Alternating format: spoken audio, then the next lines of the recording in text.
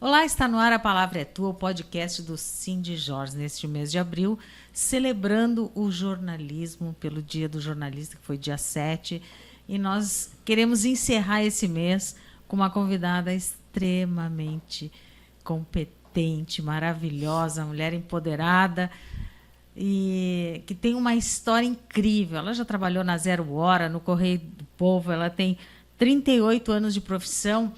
E foi assim, eu acho que pioneira na reportagem da mulher, na reportagem policial, inclusive sendo refém numa dessas agruras de cobertura policial. Bem-vinda, Lúcia Menvink. Por favor, conta para nós essa história, como é que o jornalismo entrou na tua vida, como é que foi esse momento. Conta para nós a tua caminhada. Eu costumo dizer, eu nasci jornalista, porque eu tinha 5 anos, meu pai tinha um gravador de rolo. E aí a Sandra Passarinho estava no auge da carreira, e eu olhava ela na TV, eu digo, bom, se ela é Sandra Passarinho, você é a Lu Periquito. Né? E aí era um horror, chegavam os parentes, amigos do pai e da mãe, eu pegava aquele microfone e saía entrevistando, gravando entrevista. E na família do meu pai tem um lado jornalístico, que o Correio Rural de Viamão é de um tio-avô do meu pai. Então tem vários jornalistas na família do pai. Mas pelo pai e pela mãe, não, porque tinha muito preconceito envolvendo a mulher jornalista naquela época, isso falando lá quando eu era criança, pré-adolescente e tal. E eu dizia, não, é isso que eu quero, é isso que eu quero, é isso que eu quero, e fui brigando. Aí eu fiz vestibular na URGS, mas eu queria FAMECOS, porque eu sabia da fama da FAMECOS. E eu dizia, fui mal. Todo dia eu chegava em casa e fui mal. Gente, tirei 5º lugar no vestibular geral da PUC e meu pai não tinha dinheiro para pagar a minha matrícula. E meu pai ainda disse para mim, eu te dou um carro se tu fizer direito. E minha mãe, eu te dou tal coisa se tu fizer odonto. Não, eu quero ser jornalista. E eu lembro que meu pai tentou dar um cheque pré-datado na reitoria lá e não aceitaram. E alguém pegou o meu boletim de desempenho e gritou, 5º lugar. E aí o reitor, a vaga é tua. E aí aceitou o cheque do meu pai.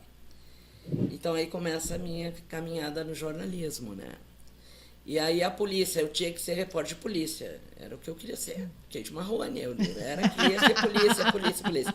Aí eu entro na Zero, tinha uma vaga na Zero para 4º semestre, eu estava no 7º. E aí eu fui mentindo, né, na seleção, fui mentindo para ver até onde eu ia, até que chegou um dia que eu tive que falar a verdade.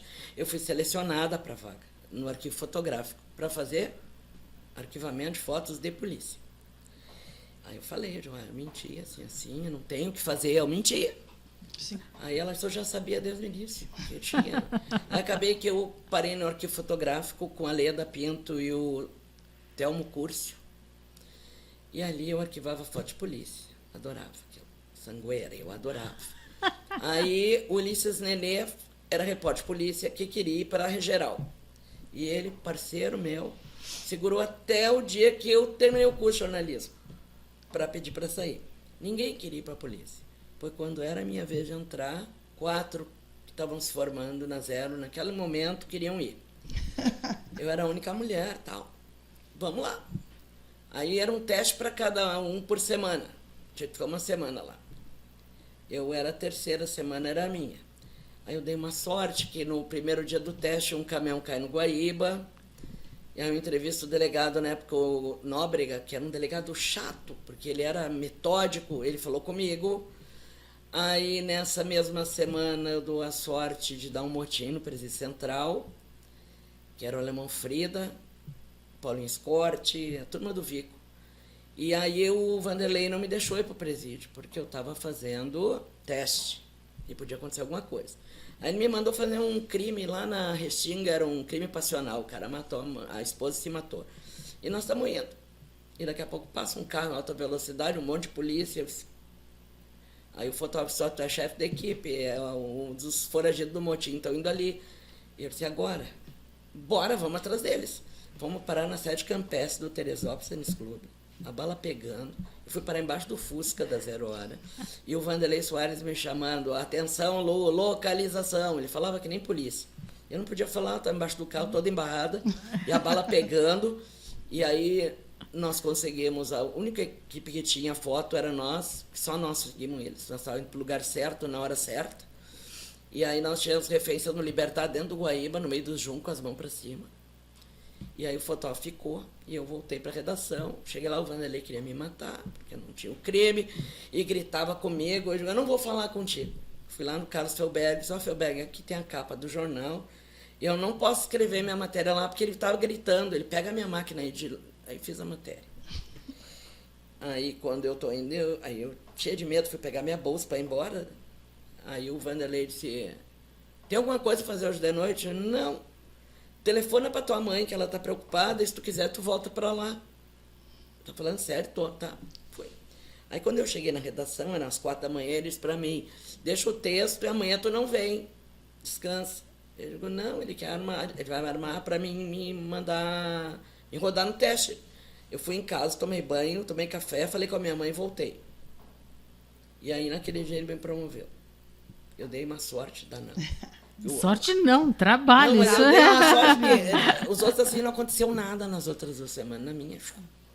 É porque era para ser. Era para ser, né? E aí eu fui nessas, eu era bem tratada nas delegacias, sempre fui. Claro, tinha trote. Aí eu lembro que aí prenderam na área judiciária, a gente fazia plantão de polícia. Hoje a gente cobre a polícia por WhatsApp, né? É verdade. A gente ia nas delegacias, eu ia todas madrugadas na área judiciária tomar cafezinho com os polícia para ver se tinha algum preso. Ronda, né? E eu lembro que era o Toco e o Prego que tinham fugido da cadeia. 2 assaltantes de banco bom, assim, top de linha. Que era na época que fazia um banco de verdade. Hoje não tem mais assalto a banco. Você assaltava a Getúlio Vargas inteira, todos os bancos numa rota só, eles iam assaltando. E aí o policial pegamos o prego e o toco. Tá brincando, meu. Enlouqueci, entrei no xadrez. Era um prego e um pedaço de pau no xadrez. E assim a gente ia, né? Ia. E assim, eu nunca tive problema com um delegado, com um policial civil, com um brigadiano. Nunca, mas nunca mesmo. Eu tive problema com um colega. Que não me aceitavam pelo fato de eu ser mulher e tal. Aí acontece que num plantão, isso eu estou falando, primeira 6 meses meu na editoria de polícia, esses que fugiram do presídio, que eu consegui a vaga, agradeço a eles, eles se envolvem num confronto em interior, numa cidadezinha do lado de Santa Maria. E no confronto, no meio de um canavial, eles matam o soldado mais velho da brigada. Eu num plantão de noite, o que eu faço? Bora, vamos para lá. Não avisei ninguém, fui. Aí chegamos lá, tal. Fizemos uma matéria, tal. Aí eu tivemos que cantar o porteiro do hospital para deixar nós entrar na câmara mortuária, para nós fotografar os mortos. Porque naquela época tudo podia, né? Tudo podia, exatamente. Só que o cara nos falou que a porta, ela trancava. E nós ficamos com a porta aberta, porque, pô, é complicado. Eram 4 mortos, 2 macas nos pés, no meio dos pés de um tinha a cabeça do outro, sabe? Era uma coisa chocante. E tinha um temporal e aquela porta trancou e nós ficamos presos com aqueles 4 mortos dentro daquele lugar e eu apavorado. Saímos de lá e tal, fizemos uma matéria. Aí de manhã que eu me lembrei que eu tinha que avisar que eu estava em Santa Maria, porque ninguém sabia. Aí eu avisei. E por causa dessa matéria, que o título dela era Velho Soldado era querido por todos, parou a cidade para o enterro do brigadiano. Eu ganhei o prêmio da brigada, centenário, 150 anos da brigada, como eu estou velho. E aí o colega disse, eu ouvi ele dizendo, deve ter ganho porque deu para o coronel. Não, eu ganhei por mérito meu. Ai, por que fazem isso, né? E até foi hoje bem difícil, assim, no início, foi bem difícil trabalhar com eles. Eram 2. E depois, aí, eles cansaram de me incomodar, eu não dava bola, e acabou que viramos amigos. Me largaram de mão. Mas essa resistência, né? Nós, mulheres, sabemos o quanto é difícil. É no jornalismo policial, no jornalismo esportivo, nas redações, né, de geral, a maneira que nós somos assediadas. A verdade é essa. Aí foi bem assim, aí eu saí da Zero, ganhei muito prêmio jornalista da Zero. Eu gostava do que eu fazia, eu trabalhava no dia ruim, se tivesse que ficar madrugada, eu virava... Caso Daut mesmo, eu fiquei 4 dias sem casa com a roupa do corpo. Que eu encasquetei com aquela história do caso Daut, eu digo, não foi o cara que matou, não foi. Por quê? Porque no dia que mataram o Daut, na madrugada eu não estava de plantão, mas um colega que ia entrar tinha tomado um pouco mais do que devia de bebida, pediu para mim segurar. Eu já estava segurando das 8, o meu era até às 16. Aí segurei das 16 às 24, porque o colega não apareceu. E o que entrava meia-noite pediu, por favor, eu já virei 24. E aí, na madrugada mesmo, eu vou no local do crime e tal, entrevisto várias pessoas, e uma deficiente auditiva vem com um cachorrinho. E naquela época eu tinha um namorado que era filho de pais deficientes auditivos, então eu me comunicava bem e puxei assunto com ela. E ela, na verdade, ela tinha um amor platônico pelo Daut. Ela morava num casarão atrás da janela da sala do Daut. E todo dia que ele chegava, ele atirava o jornal para ela. E ela me disse, se eu estivesse aqui, eu me atirava na frente para ele não morrer. Tu não viu nada? Não, não vi nada. Tá bom. Fizemos foto. Ronaldo Bernardi fez foto. Ah, não valeu, não viu nada, tal. Passou um tempo, liga um advogado para Zero dizendo que é tal dia, amanhã no caso, no dia seguinte, a testemunha-chave do crime ia apontar no Tribunal de Justiça o assassino do Daut. Aí eu liguei para ele, quem é? Me dá uma pista. Ah, só pode dizer que é uma deficiente, uma surda-muda. Opa, surda-muda. É muita coincidência ter mais de uma surda-muda no crime. Aí eu fui no Felberg, nós temos uma foto de uma surda-muda, eu tenho anotado umas coisas que ela me disse, só que ela não viu o crime. Ele estava lendo o emprego de vocês. E o Ronaldo, vamos embora. Aí eu abri a matéria. Hoje a surda-muda Lindóia vai mentir no pleno do Tribunal de Justiça. Era ela. Ela chegou lá, olhou pro Dexaber, apontou pro cara. Ela ficou 15 dias olhando a foto do cara para apontar ele. E agradeço a essa matéria, ele foi absolvido. E depois de, sei lá quantos anos, muitos anos, mais de 30, esses dias ele me chamou para conversar. Falando pelo WhatsApp, até levei um susto. Que ele tinha que me agradecer, porque ele não tinha nada a ver com aquele troço mesmo. Que depois eu fui investigar, quebraram toda a minha casa. Sim. Que eu cheguei muito perto do... Na verdade, não cheguei perto, eu entrei na história e descobri tudo. Só que a verdade é que eu fui induzida ao erro por um colega, me fez ir numa repartição denunciar o que eu tinha descoberto. E aquelas pessoas que eu denunciei também estavam envolvidas no troço e acabou que entraram na minha casa e quebraram tudo que tinha dentro de casa. Minhas roupas foram cortadas, meus casacos cortados, calças. Picharam todo o apartamento que eu morava com a minha mãe. E até hoje não se teve a solução, né? E aí eu tinha mania de chegar, porque eu trabalhava de manhã nessa época, chegava com um jornal e vinha lendo, abria a porta, batia a porta. Quando eu bati a porta, que eu olhei a cena, tentei sair, cadê a maçaneta? Sim. E aí tenta botar a chave para sair, num pânico que eu tava. E a minha irmã era brigadiana, era policial militar, casada com um oficial da brigada. E a casa deles estava em reforma, eles estavam morando com a gente. Então tinha arma da brigada na minha casa. Tinha colete à prova de balas. E ninguém levou nada da brigada da minha casa. Era um recado? Era um recado. É um recado. É um recado e, enfim, morreu um monte de gente. E o crime insolúvel até hoje. É. Não teve nada. Até o cara que atirou no Daut. A pessoa que matou o Daut cumpriu pena por outro crime, não pela morte do Daut. Era uma coisa... O Daut acho que sabia que ele estava correndo risco. Porque eu estava de plantão no dia que, como eu falei, eu trabalhei 24 horas. Ele nunca tinha ido na redação. E ele fez o programa e disse, tomara que esse dia nunca acabe. Ele falou isso do nada. E o que você sabe é que ele ia denunciar na segunda, no programa dele, um tráfico de entorpecentes envolvendo uma corporação. E ele falava, né? Eu lembro bem de trabalhar com ele. Ele partiu daquele jeito estúpido. Aí acusaram o cara que... Que loucura. E assim, aí depois eu acabei que eu continuei na Zero, e aí eu, antes de ir pro Correio, né, eu acabei refém de um motim. Pois não, essa história tem que ser bem contada. Essa história merece eu estava de espaço. férias nas eleições, segundo turno do Collor. Olha quanto tempo, hein? Bah. E o Galdino, que era chefe de reportagem, me liga, mulher, precisa de ajuda. Eu digo, cara, eu tô de férias. Tu não vai lá para Alvorada que tá dando rebuliço lá? Não, tudo bem, mas eu tô de férias, mas eu vou. Aí o Galdino me manda uma Kombi.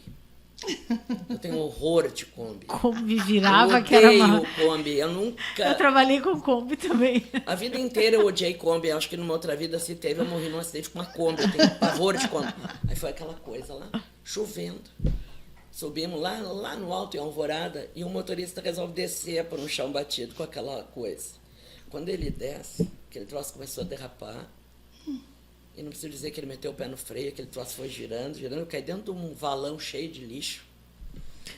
Fui parar no pronto-socorro. Eu rompi os ligamentos da perna.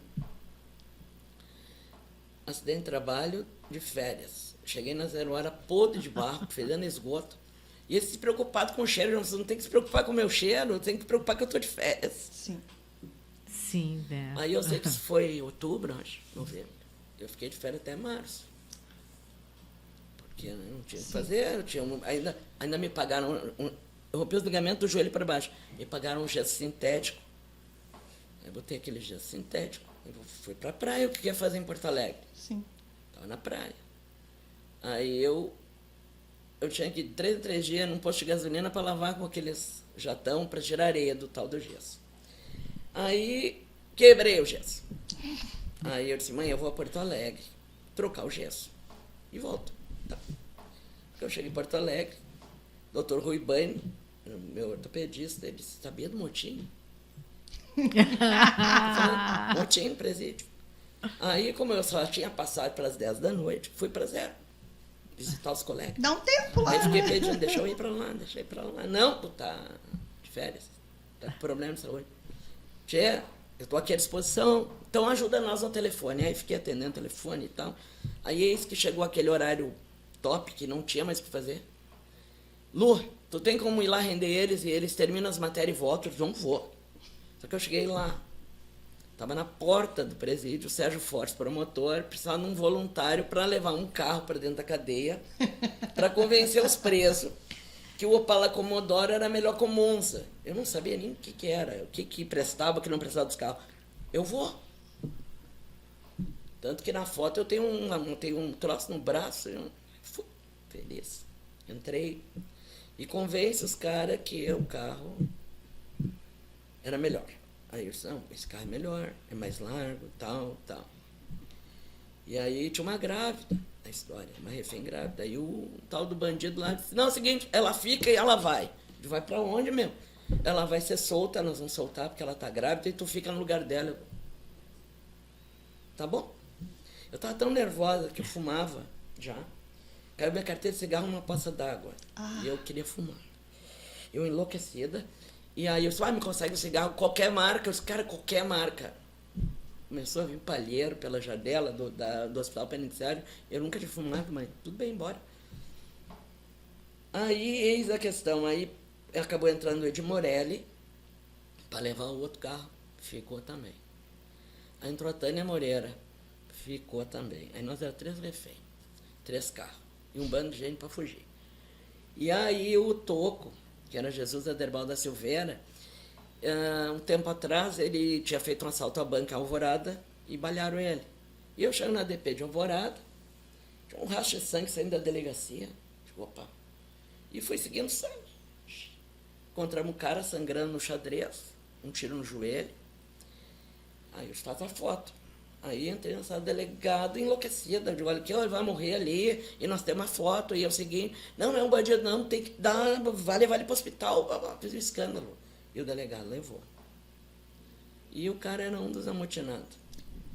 E aí ele disse que eu tinha salvado a vida dele, tal, que não era para botar dentro do carro. Os caras davam banho de álcool na gente, tocava o palito com fósforo para nos assustar. E a ideia deles era nos levar nos carros, dentro dos porta-malas. Cada um num carro. E o Morelli queria ir. O Morelli, o tanque desse carro é no traseiro, se eles derem um tiro vai pegar fogo, nós vamos explodir. Não vamos. Aí convenci eles que a gente, se fosse como escudo humano, era melhor para eles. Que a polícia não ia tirar, tal. Fomos. Aí tinha o Rudinei Braseiro, o cara era enfermeiro, estava cumprindo pena. Ele era de Torres. Só que aquela coisa do síndrome de Estocolmo, que os reféns se apaixonam pelos bandidos, ao contrário, ele em vez de sair, ele resolveu se despedir de nós. E aí a bala pegou. Porque os carros foram saindo e o presídio inteiro gritando viva a liberdade. Uma coisa que eu não esqueço daquele eco, assim, os presos gritando nas janelas, né? Tá. Os 2 primeiros carros saíram, o terceiro, o cara resolveu dar tchau para os reféns dele.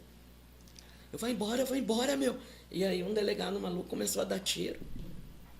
Eu fui parar dentro do bueiro, a Tânia Moreira também, o Morelli. E aí meu pai, que achava que eu estava na praia, começaram a receber telefonema de vizinho, tempo que tinha telefone fixo em casa. Sim. Ó, qualquer coisa, estou com vocês. Meus pais estavam se separando naquela época. E a minha mãe, não, mas tem alguma coisa errada, é todo o prédio ligando. O que está acontecendo, hein? Aí a vizinha, que era da porta, disse, vou te dar a verdade, tu não viu o Jornal Nacional? Não. Tua filha entrou ao vivo no Jornal Nacional, deu uma entrevista para o Júlio César Santos. o doido. Júlio César Santos. E aí ele perguntou para ela se ela sabia se ela ia sair viva dali. Ela disse, não. E ela está lá de refém no presídio. Meu pai tinha uma arma velha, que era do meu avô, sei lá. Pegou aquela arma e foi para a porta da cadeia. Quando eu saí, estava meu pai lá. Vamos para casa. Eu disse, não, pai, esqueceu, eu não sou mais tua filha, eu sou repórter da 0 Hora, eu tenho que fazer a matéria. Quando der, eu vou. Foi um barraco bravo quando eu cheguei em casa, era meu avô me esperando. Fizeram uma reunião de família que eu tinha que largar a polícia. Eu não vou largar. E ali eu fiquei até ser demitida. Fui pro correio para fazer polícia. Aí aquela coisa dos colegas que tu falaste. Aí pintou um sequestro para Passo Fundo. E o chefe de reportagem, para me provocar, ele disse, te prepara, tu vai tomar um rombo lá. Eu disse, por quê? Tá indo um Mariano, Nilson Mariano é melhor que tu. Eu digo, tu vai ver. Fomos para Passo Fundo. Porque ele não sabia que Passo Fundo era um tio meu, que trabalhava na Ultragás. E nosso carro tinha uns adesivos, aquelas coisas todas. Vamos lá. Aí eu fui no meu primo, era meu... eu digo primo porque ele que regulava comigo, ele era meu tio. Consegue um adesivo da empresa de gás para nós. Para quê? Para nós botar no nosso carro. Para nós não ser visto na cidade como jornalista. Tá. Botaram os adesivos da Ultragás no nosso carro. Então nós éramos repórter da Ultragás. Aí o fotógrafo metido era o Felipe o Planella, não lembro o primeiro nome. Era metido a Pardal. Ele comprou um motorrádio, meteu uma antena da sempre Toshiba e transformou num rádio escuta. E o delegado ria da nossa cara, essa geringosa. Nós sentados na porta de uma igreja, a delegacia na frente, nós ouvindo o que ele falava.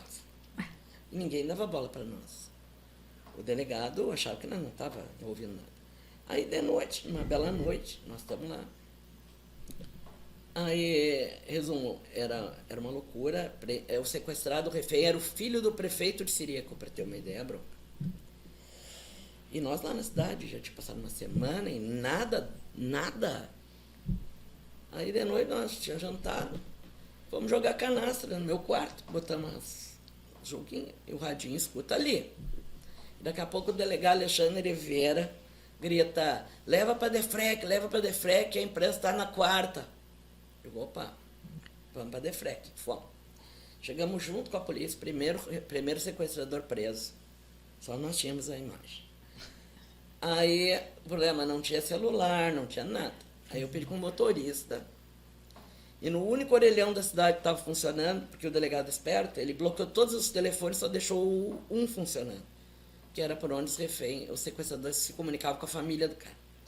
Eles vai lá e passa pro jornal, anotei lá, correndo. Isso era uma noite de sexta para sábado. Aí eu disse para eles que vão prender mais gente. Aí foi até 3 da manhã. E o jornal rodando, parando e fazendo rodagem, parando para me atualizar. Aí, quando era 4 da manhã, a manchete do jornal, 4 reféns presos, refém libertado em Passo Fundo. Então, ganhei uma noite, né? Tá. Aí o Carlos Ribeiro me pede que eu faça uma matéria para a edição de domingo, que o Correio rodava sábado. Sim. Tá. Aí só disse, vou tomar um café. Eu tô falando para vocês do tempo do Telex, tu tinha Sim. que... Era um horror. Tomando café. Aí o Mariano está no mesmo hotel que eu. E o Mariano estava dormindo e eu estava trabalhando na madrugada. E o Mariano desceu para tomar café, tocou o telefone. E coitado, veio apavorado. Disse, Mariano, desculpa, mas é a guerra a gente... Né? E aí a manchete do Correio era essa, 4 reféns presos e o refém libertado. Dentro da 0 hora era polícia perde as pistas em Passo Fundo. E eu lembro que na edição de domingo do Correio, o Dr. Carlos mandou fazer um capa a capa. Agilidade era o nome. E aí saiu todas as capas que nós mandamos naquela madrugada. Olha só. E foi legal, assim. Ali eu consegui, eu lembro que eu voltei, você viu que eu sou melhor. Aí depois teve um outro sequestro, que coitado do Mariano. Foi também, eu disse, Mariano, esse aí tamo junto, esse aí eu não vou. É que era uma coisa que eu tinha que fazer. Sim. Tinha uns 15 dias que eu tinha saído da Ipiranga, vindo pra Sim. cá. E era assim, era o ódio. E eu tinha que botar pra fora. A aquele honra, né? Era meu. Era a honra. Aí, assim, acabou ali. Aí trabalhamos junto, de boa, e nunca mais eu... Mas aquele tinha que dar 2 trocos, um lá e um em quem tinha debochado da minha cara. Sim. Quanto Imagina. tempo já no Correio? 31 vai fazer. 31 Imagina. anos. Mais que a minha vida, mais que a metade da minha vida. Que maravilha. Eu entrei no Correio há 31 anos, exatamente. Eu perdi minha avó em agosto, a mãe do meu pai. Aí meu avô faleceu Foi assim, minha avó faleceu no início do mês e meu avô no final. A demissão, aquela famosa, que aí meu avô partiu de desgosto, eu acho. E aí, 9 meses depois foi meu pai. Nossa. E aí meu pai estava muito doente e ele pediu para mim se eu largava a polícia. Porque ele não ia mais estar aqui para me proteger. Eu disse, pai, isso eu não posso te prometer. E meu pai era um ateu convicto. E no final, dos momentos finais dele, ele se mostrou um cara espírita, assim. Ele disse, não, eu vou fazer uma viagem. E tratou a partida dele como uma viagem. E aí eu segui trabalhando na polícia. Ele morreu em 10 de junho. E eu fui. Já estava em 6 meses, sem a promessa cumprida. Mas eu não tinha prometido, eu só disse que ia pensar. Aí aconteceu que deu um problema na cobertura da praia. E me pediram para ir fazer o Réveillon na praia, cobrir. Eu vou. Uma semana. Aí quando passou aquela semana, me telefonam e dizem, olha, tu não pode ficar toda a temporada na praia. Se puder, posso. Mas tem uma coisa, então. Quando eu voltar, eu tô de férias. Eu saio em férias em março. E quando eu voltar das férias em abril, eu quero 3 pautas de geral na minha mesa. Tá, eu te prometo isso. Mas eu sabia que não iam cumprir na minha cabeça. E eis que quando eu voltei das férias, tinham 3 pautas de geral na minha mesa. E ali eu... Mas eu continuo, tenho minhas fontes ainda. Sim. Tenho meus informantes. Tanto que quando eu mais precisei, foi um soldado da brigada que me ajudou, né? Recentemente. É. Eu tenho bastante vínculo. E a chefia, Lu? Porque é difícil comandar, liderar. Eu não digo nem comandar, é liderar pessoas, né? É uma coisa exigente e para se chegar aí precisa percorrer um caminho Gente, de bastante trabalho, eu né? contar para vocês que não era uma coisa que eu almejava para minha vida. Eu era repórter especial do Correio. Eu gostava de virar o mundo. Viajava, fazia aquelas matérias assim, sair para investigar coisa, procurar dengue. Vai a dengue, quando a dengue nem se falava em dengue no Rio Grande do Sul, nós recebemos uma informação que a dengue ia entrar por Santa Rosa. E eu fui para lá. Mas não tinha nada de dengue na cidade. Nas primeiras horas que eu andei na cidade, apavorado, mas a dengue vai ter que entrar aqui. E aí eu digo, tem que ter um pouco de sorte também, não basta, eu sempre digo, não basta ser bom e ter competência, tem que ter sorte. Aí eu estava lá falando do ambiente, fazendo uma matéria sobre o medo das pessoas e tal, o motorista disse, eu vou abastecer e depois quando eu voltar a gente vai jantar, né? Tá. Aí o motorista volta correndo, Lu, tem uma coisa estranha acontecendo. Eu disse, o quê, cara? Na porta do cemitério tem uns homens de branco, parecem uns astronautas. Estão entrando no cemitério. Opa! Aí fomos correndo para lá. Eram os caras já passando veneno. Eu digo, não, onde a fumaça há fogo.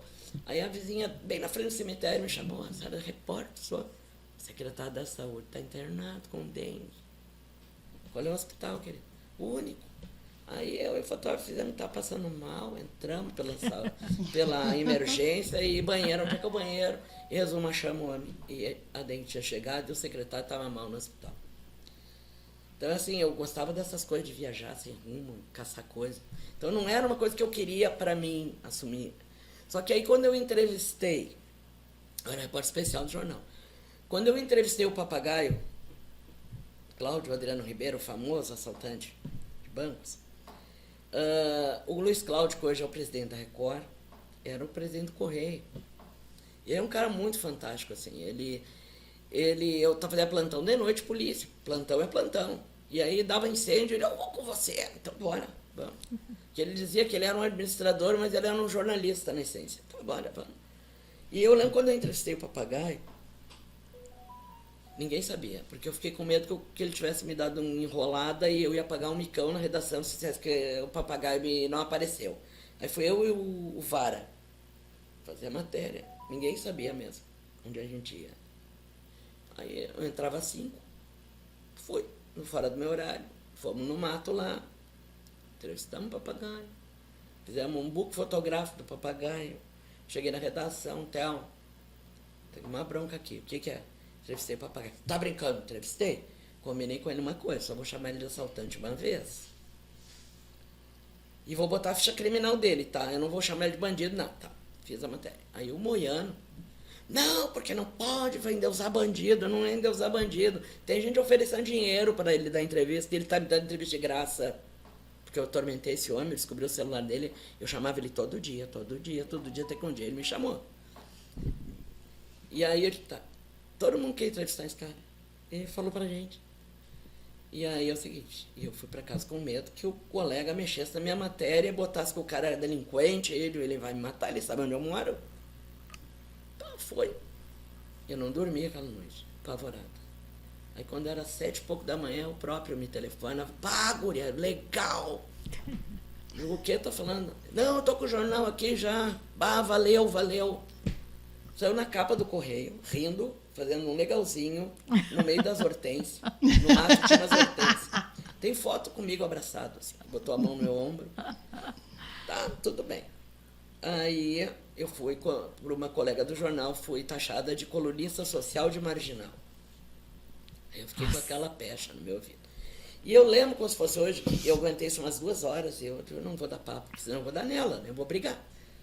E aí eram umas 2 horas, passou o presidente, hoje o presidente da Record, desce e bateu no meu ombro e disse, esse é o jornalismo que eu quero. E me abraçou. Aí o Emanuel Matos fez um tratado, porque ele também tinha um probleminha com a Ipiranga, debochando deles, e aí deu todo aquele rebuliço que deu. E aí eu tinha 1 hora extra contratual. Na verdade eu não tinha, eu tinha um salário diferenciado. Aí o Telmo me chamou e disse que ia me dar um reajuste que era 2 horas extras contratuais. Ótimo. Aí eu saí de férias. Eu sempre nas boas saí de férias. Quando eu voltei, que eu peguei meu contra-cheque, eu me apavorei. Não tem erro, eu vou devolver esse dinheiro antes que eu gaste. Aí eu fui no Telmo, e ele me promoveram a secretária de redação com 2 horas extras contratuais. E eu segui repórter especial. Só que eu sabia que se o jornal precisasse de mim para qualquer outra coisa, eu teria que assumir. Por causa do valor que eu ganhava. Aí aconteceu que deu aquele problema, que saiu a chefe de reportagem, pediu para mim substituir até encontrar alguém. Mas até encontrar, né? E olha que eu procurei gente para botar ali, juro. E aí acabou que eu fiquei. E aí a Jurema pega, um dia chega e se demite, e aí de uma hora para outra eu tenho um monte de repórter, que todos eram meus colegas comigo ali. E aí eu tive que enfrentar o desafio. Nem todos foram agradáveis no início, porque é difícil, é complicado. Sim. Mas eu tinha o Heron, que era parceiro, o Álvaro Groman, que eram os mais antigos, que eram como eu. Teve gente que saiu, depois voltou. Fui bastante atacada pela que saiu, eu não gosto nem de dizer o nome dela, que na cabeça dela eu derrubei ela, não derrubei ninguém, eu não queria aquela vaga. Eu gostava de voar na rua, sabe? Então, eu não gostava de ficar atrás. Não era, eu gosto da rua. Esse dia eu tava louca de vontade que o repórter dissesse que não podia ir lá pra chacina, lá pra mim, eu tava assim, ó, com as mãozinhas. E não, mas eu vou. Tá. Mas eu tava quase pedindo carro pra mim. Eu gosto da rua. Eu gosto da rua. Tô ali, faço o que eu gosto. Tô ali no comando e tal. Mas se eu tiver uma oportunidade de cobrir uma Expo Inter, eu vou. Eu gosto da rua. Mas é que toda bagagem, né, que tu tem da rua te faz uma profissional diferenciada hoje na condução. Porque quando a gente passou, né, por tudo isso, sabe até como tu vai abordar o repórter, como é que tu vai solicitar, né? Que eu acho que a grande dificuldade de se gerir pessoas é justamente a gente saber como chegar, né? Como dizer que dá para fazer, ou como dizer que não dá para fazer. Tu não vai cobrir, por exemplo, chuva no telefone. Exatamente. Né? Tu não vai cobrir superlotação no hospital por telefone, e aí a fotógrafa vai num posto de saúde vazio e fotografa a porta aberta sem ninguém dentro. Aí eu fico doido. Tem que botar o pé na rua, não dá para fazer. Buraco em calçada na Andrada, tu não faz no telefone. É uma frase velha, mas que vale até hoje. Que lugar de repórter é na rua? Na rua, e eu conto para eles, uma vez eu tinha 3 pautas bestas, que além de ser repórter especial, eu também cobri o dia a dia. As pautinhas de coletiva no Piratini, que tu pega a release. E aí eu chego no jornal, eu entrava às 7, como eu fazia 7 horas, e eu entrava na rádio às 15. Então eu tinha que fazer das 7 às 14 para ter um intervalo de 1 hora. E aí eu descubro que tem um apagão no aeroporto. Eu abandonei aquelas pautas, só tinha um recado, ó, fui para o aeroporto. Chega no aeroporto, tudo escuro. Eu fotógrafo, fomos ali, na época que fumava no aeroporto. Tipo, vamos fumar, vamos ver se vem alguém falar com a gente.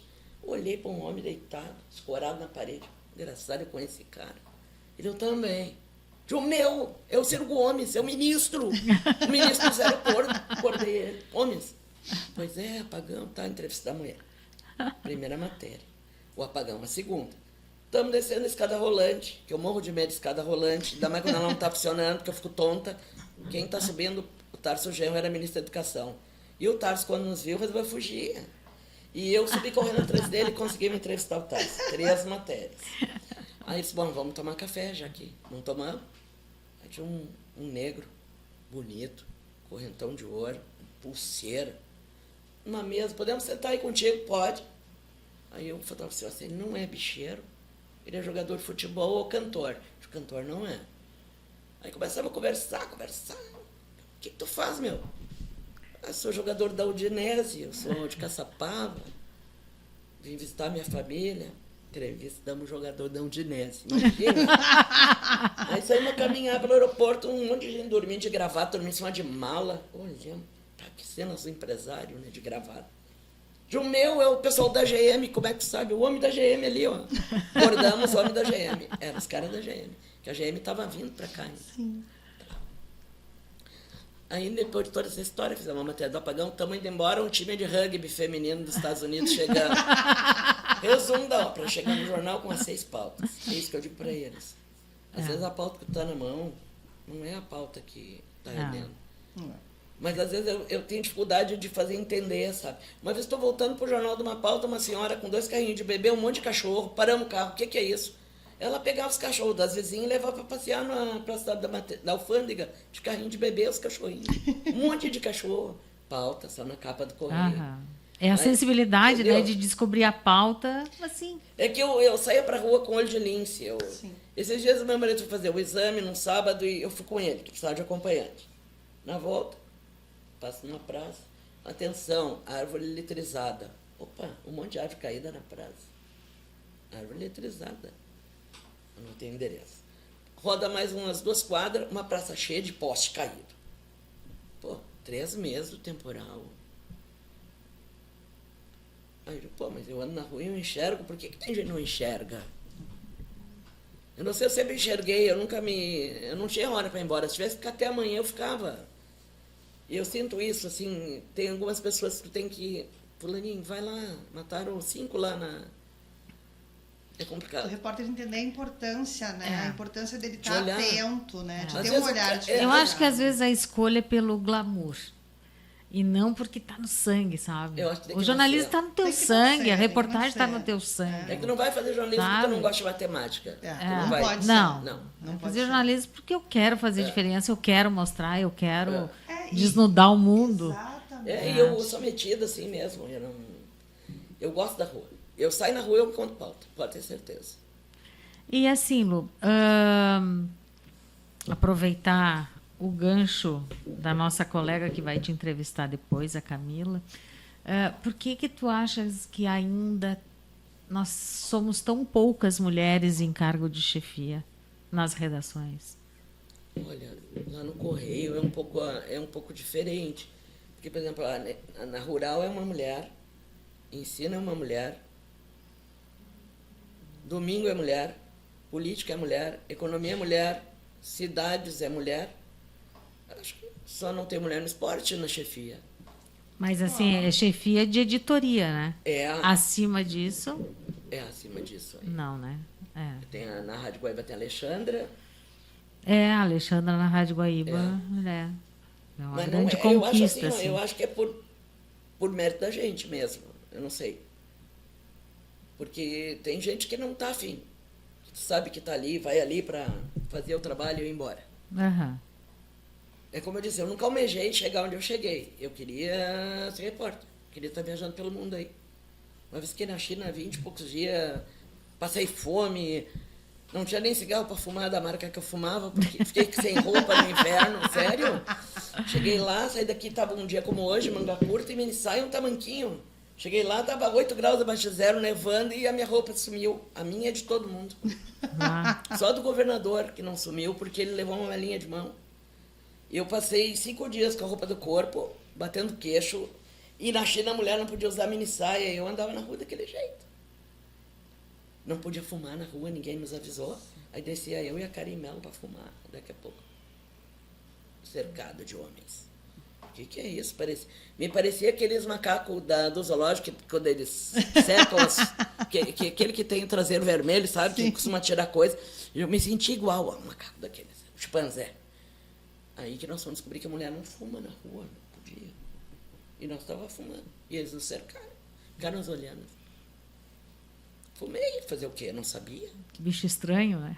Nós fumávamos, andávamos de mini saia, até que as nossas roupas apareceram 5 dias depois.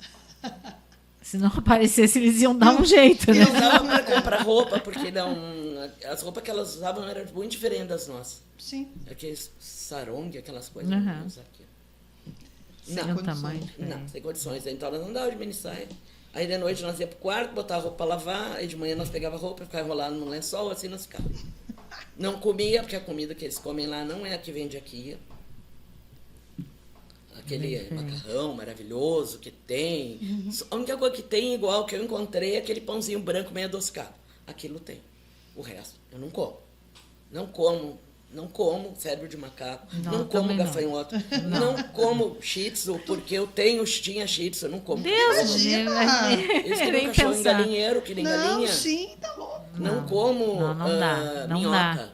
Não como. Não dá. Não adianta, eu não comi. O tempo que eu fiquei na parte comunista, eu não comia. Só comia pão e chá. Porque a Coca-Cola não dá para tomar, que era $10 uma lata. Eu não tomava. Então eu tomava chá. E nós não comíamos, literalmente. Não como, não tem como. Não comia. E aí, depois, quando eu fui pro lado de Hong Kong, bom, ali, foi. É que era assim, ó, como o nosso visto era, não é que não tinha McDonald's do outro lado da avenida, onde estava o hotel em Pequim. Uhum. Só que meu visto era governamental. Eu não podia sair sozinha, atravessar a rua e ir lá pegar um Mac. Podia ir presa. Nós podíamos andar com aquele grupo o tempo inteiro. E aquele grupo ia naqueles banquetes que comia essas coisas. Uhum. E eu não comia. Vai para comer escorpião. Mas não, de jeito nenhum. A gente só comia pão. Nós roubava pão no café da manhã para comer de noite. E o cigarro que tinha era um cigarro esquisito, de alface. Mas a gente fumava. Era o que tinha? Era o que tinha. Porque aí quando a minha mala veio, meu cigarro estava ali, né? Mas era complicado. Passei fome mesmo. Que loucura. Passei fome, porque não comia aquelas coisas. Eu, a Raidigueira. A Raide. Era eu, a Raidigueira, a Karen Mello e o cinegrafista dela, que eu não lembro o nome, que ela vivia chamando ele pelo nome, que era um bigodinho. Brigava com ele, ela foi pela TVE, a Raide. Eu não comia aquilo, o que nós ia fazer? Me diz. Que loucura. E o Lagranha também não comia. É difícil, nós ficávamos comendo pão. São coisas agruras da profissão, Aí né? quando nós chegamos em Hong Kong, olha, mulher do céu, paguei $15 uma fatia de lasanha. Nunca comi tanto McDonald's na minha vida. Aí é diferente. Aí a gente podia sair sozinho. Sim, uma situação completamente, né? É que era atípica. perigoso. O Wilson Rosa também tá. Muitas coberturas internacionais, Lu? Fiz essa aí. Fiz um curso de correspondente de guerra na Argentina. Que o meu sonho era ir pra guerra. Fiz jornalismo para ir pra guerra. Se tivesse na Ucrânia hoje, em Israel, eu estaria feliz. Chegasse a assistir Guerra Civil, que está no cinema? Mas eu não fui para nenhuma guerra, só fictício. Só fictício. Não teve. No meu tempo não teve. Imagina. Eu invejo o Cabrini, sabe? Sim.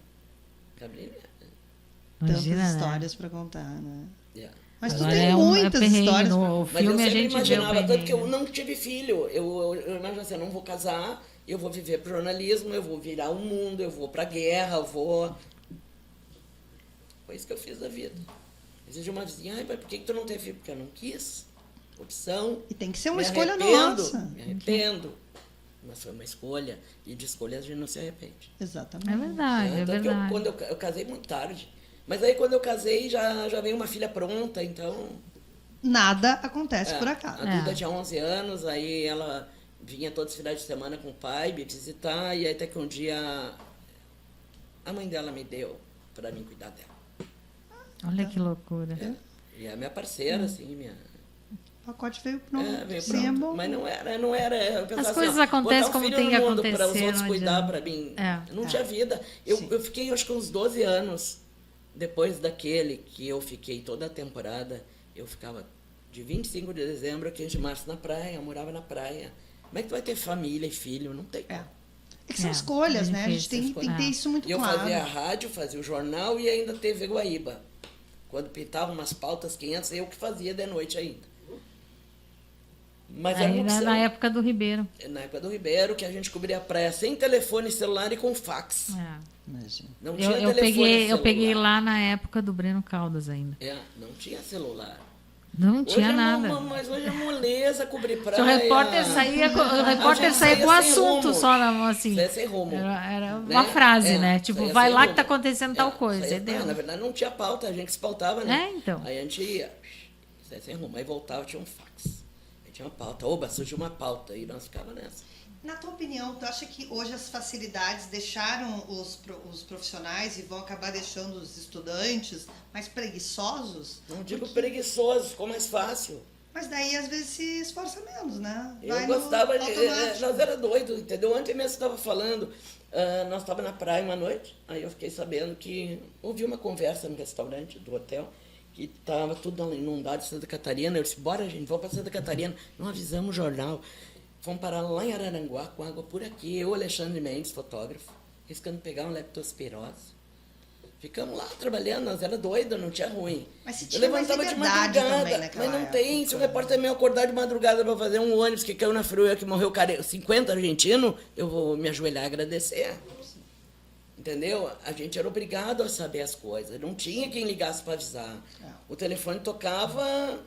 Aí o que era aquela coisa do contato? Fulano, aqui é a Lu do Correio do Povo, tudo bem, tal, tal. Se der algum acidente, tu me avisa, parceiro. Tal, o telefone é tal. E eles avisavam.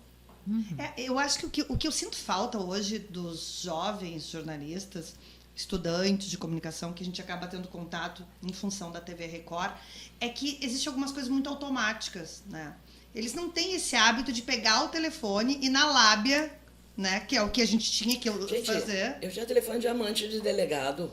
descobrir alguma coisa. Sério, sabe da manhã era o trauma, eu tinha que falar com o prefeito, eu tinha o telefone do prefeito. Sim, a gente falava não com as falava com o pessoas. assessor para falar com o prefeito. Isso é uma Não. coisa que me incomoda às vezes. E Digo, hoje em vamos dia tentar tudo no tal do gravar uma WhatsApp. entrevista. Ai, não e me aí respondeu ainda, né? tem que Ai, falar me com o deu mais. assessor. Não, Uma cara, luta, vamos gente. descobrir o telefone da pessoa direto. Eu tinha esse telefone, porque... Nada sabe, contra o já há pouco assessor, tempo, obviamente, Não, né? sim. Nada de Gente, ele tá mas trabalhando. Pode dar uma apertada. A gente pode ir direto. A gente né? tinha pouco tempo para fazer as capas de domingo. E eu tinha que ligar pro prefeito e foi, eu ligava. Eu tinha o telefone da casa do delegado, da namorada do delegado, eu tinha. As facilidades, às vezes, eu acho que atrapalham. Porque esse maldito WhatsApp é aquela, manda a mensagem, não respondeu ainda. Daí até Dá um nervoso. tu conseguir Dá um nervoso. pegar, botar esse time. Não, mas liga. Não, mas já vai responder. Não, mas liga, Sabe né? o que eu gosto, acho interessante, né? Nosso colega, o Lucas, que é produtor, de noite a gente fica lá, eu e ele de noite só. E ele, ontem mesmo, ele conversando com um outro colega antes dele ir embora, disse, não, eu vou ligar, porque eu gosto de ligar. Eu também. E ele Mas são liga, ele não poucos manda hoje em mensagem, dia, e-mail, nada, ele né? liga. Ele melhor. gosta de ligar. Ou então, falar. depois, uma coisa. Tu tem uma denúncia que a cidade de Porto Alegre está recheada de crateras. E que a dona Mariazinha caiu na cratera lá e está toda quebrada. Aí antes de tu sair para fazer a pauta, tu manda uma mensagem pro assessor dizendo que tu tá fazendo uma pauta. Não, né? Tu vai primeiro lá ver. Sim. É. Até E aí dá tempo do cara ir lá e tapar o buraco. Sim. Aham. Claro que o que a gente quer é Eu que depois contraponto. da Eu denúncia quero o contraponto. eles tapem o buraco, Sim, porque é a eu nossa quero o função contraponto, social. Mas a gente primeiro quer mostrar que só com a presença da imprensa. E aí, assim, então tem que ter tato, tem que ter. É. Não é fácil, não é fácil. É que assim, esse dia eu estava dizendo para um colega, eu digo, eu queria que voltasse assim, uns 15 anos sem celular para cobrir praia. Vocês viram o que é? E não era uma página de praia, era 2 páginas de praia com uma chefe de reportagem gritando no teu ouvido. Eu acho que uma coisa também que é importante, né, Lu? Hoje tudo é muito burocrático. Por exemplo, aconteceu um negócio, eu estou lá de plantão, aconteceu um negócio, vou pegar o carro e ir. Não, tu tem que perguntar se pode, se vai gerar hora extra, se tem o dinheiro da diária, Olha, se não sei o quê. Essa chacina aí eu nem Sabe? passei. Então, assim, é muito difícil também em termos de na verdade, eu fiquei burocracia. sabendo do crime, avisei o repórter, ele, eu posso ir para lá? Aí queriam tirar o fotógrafo que está no Beira-Rio. E aí eu estou sabendo, porque eu sou colorada, que se o Inter empatasse, eu perdesse, ia dar a zebra. Como deu. Eu digo, não. Ligo pro chefe da fotografia. Ele, então vai ser fotógrafo. Tá bom. Leva um celular bom pra fazer foto. Daqui a pouco ele liga pra mim, não, eu vou. Pega o fulano e leva. O Ricardo leva. Aí foram. Só que aí, pô, eu tô na minha casa, no meu quentinho, os guris iam varar à noite. Seguinte, guris, peguem um hotel, não exagere no valor, né, rapaz? Peguem um hotel lá que depois eu me viro. Só que o meu erro, porque eu fiz uma besteira, eu tinha que pedir a nota no CPF deles, eu pedi no CNPJ. Mas também, nunca tinha feito isso. Fiz, mas deu tudo certo.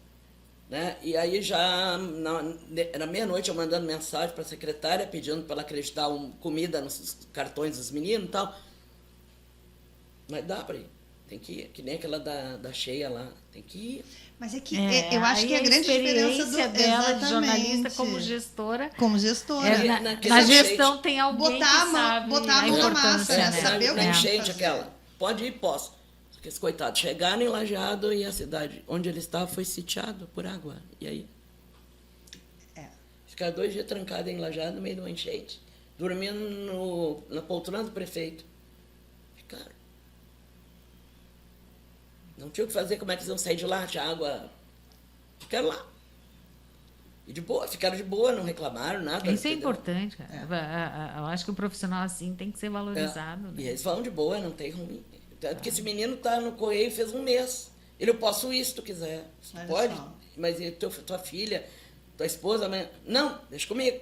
Foi. Feliz da vida. Sim. É isso, né? É isso que se espera do jornalismo, de um jornalista, eu acho, né? Que é essa vontade de dar notícia, Quando eu comecei de mostrar as jornalismo, coisas, né? A gente era obrigado a ter local de crime e fotinho 3x4 do defunto. Tu vai fazer um local de crime que tu não consegue a foto da identidade. Tu tá na rua. A gente passava acordando família de morto para pedir foto, gente. Tô falando assim, é horrível, mas eu fazia isso. Eu fazia isso. Eu lembro que uma vez eu fui na casa de uma senhora, o filho e a nora morreram num acidente de trânsito. Cheguei junto com a agente funerário, em Viamão. E a mulher tava. A foto que tinha na estante da sala era a foto deles casando. Foto de casamento. Eu, bonita aquela foto. Ela, é o meu filho que faleceu e a minha nora. Eu, tá. Legal. A senhora tem um banheiro para mim ir, alguma coisa? Precisava ir no banheiro. Não, minha filha, vamos. Eu só olhei pro fotógrafo. Tipo, fotografar. Sim. E fomos, né? Roubamos uma foto da mulher. Aí a mulher, quando tá voltando comigo, o que o senhor está fazendo? Eu digo, senhora, eu não posso, eu tenho que falar com a senhora. Mas era um 71 puro, porque tu tem que conseguir as coisas da tua forma. Eu digo, a gente só fotografa corpo de bandido no ML. Eu não gostaria de ter que ir lá fotografar o corpo do seu filho lá, porque a gente está precisando da foto. Não, pode fotografar então. Mas nunca fotografamos o corpo em ML, coisa nenhuma. Bom, a gente tem que Tu dar Tu um dava jeito. foto do local do crime, pode procurar um jornal antigo. E tinha um bonequinho. Uhum. E naquela época era correio zero. Sim. Era correio zero. E era madrugada na correria. E todo mundo tinha que ter as fotos. Eram outros. No tempo que o correio ainda... Quando o correio estava voltando, eu estava na zero. E aí tinha plantão na madrugada. Nós tinha plantão na madrugada, gente. Hoje não tem mais. Não. Em lugar nenhum. Em lugar nenhum. Parece que Lu. nada acontece. Né? Tinha local de crime. É. Parece que não, às vezes eu penso, será que ninguém vai ser assassinado em Porto Alegre? Eu ia, não tinha ruim. Ia para os morros com a polícia. Lu, a gente tem história para fazer uma Tem. série de Fazer uma podcast, série, né? Mas a gente Eu tem tenho que ir um também. tempo, tu tem que trabalhar, né? É. E a gente queria te agradecer muito. Aí, e só assim, um recadinho final. O que um repórter tem que ter para ser o repórter? Ou a Tem repórter? que largar de mão o telefone celular, o WhatsApp, meter a cara na porta, ter coragem, ter criatividade e olhar para o lado quando estiver na rua. Porque a pauta tá batendo na porta, às vezes a gente não enxerga, sabe? É isso que eu digo. Se eu caminhar na Andradas de ponta a ponta, eu pego umas 5 pautas diferentes. Olha para o lado. E eu sou aberta a sugestões. É olhar para o lado. Às vezes a pauta está na nossa cara. Sabe? A dona Maria que está vendendo quindim, daqui a pouco ela está recheada de cachorrinho ali que pode render um monte de matéria. Sim. Eu uma vez fiz uma matéria que não daria nada na frente do hotel, aqui na Andrade Neves, eu acho, um hotel. Tinha um cara deitado com um monte de cachorros, cachorro tudo de roupa, ele deitado na porta de um hotel. Tu imagina um hotel que tem um morador de rua com um monte de cachorro. Já era matéria. E o dono do hotel deixava ele ficar ali e dava comida para ele, para os cachorros. E aí deu matéria, ele ficava ali, porque normalmente o que eles fazem? Manda tirar. Sim. Quando não mata. E tinha muito aqui no centro, as coisas assim, a gente fazia matéria. É que a gente tropeçava nas pautas, né? Porque andava na rua. Dava até. Isso aí. Aí ia pra Federação fazer o Tá na Mesa caminhando. Sim, até chegar ali. Palácio Piratini quanta também. coisa. Assembleia também. E é aí isso. vão surgindo. É isso. Lu, que prazer. Que prazer estar Da mesma conversando. Que coisa agradeço. boa, Lu. Eu que agradeço. Contem comigo. Muito obrigada. Muito obrigada. Fazer um documentário da polícia.